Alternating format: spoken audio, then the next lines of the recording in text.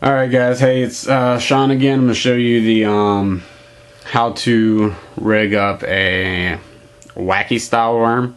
Alright, this is going to be, I'm going to do it weightless. You can do it with weight or without weight, but I'm going to do it weightless to show you, how to do it. So let me get over here so you can see what I'm talking about.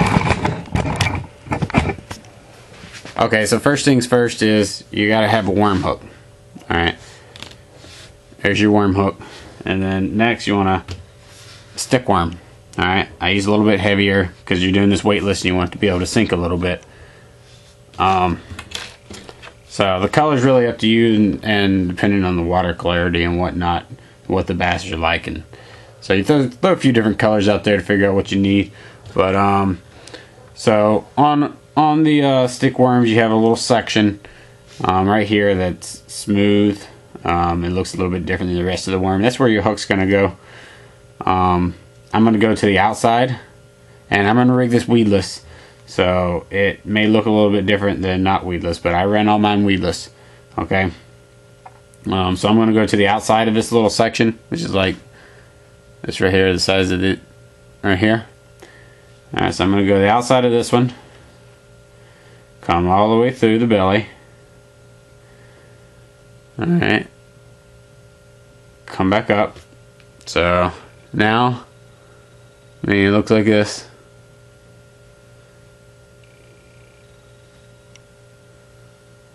Alright, just hang in there.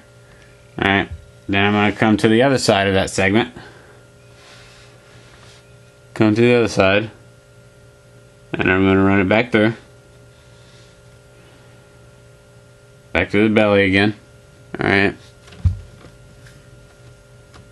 And I'm going to come all the way through, but I'm just coming all the way through to make sure that it's easy for that hook to come all the way through when you go to make a set.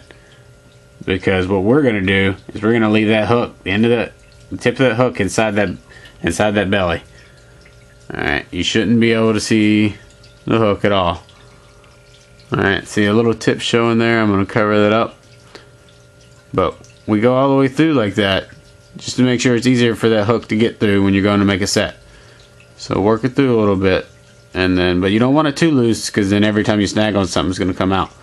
I mean, that's how I run mine weedless, just like that. Alright, it's got some good action. Alright.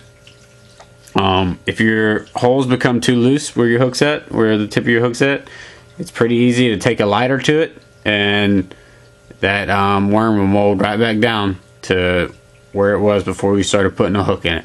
So, I mean, that's a weedless wacky worm, and it looks good in the water. Alright, and the weedless really helps when you're skipping it across the water and into those hard to reach spots and in the sticks and stuff like that. So, that's it.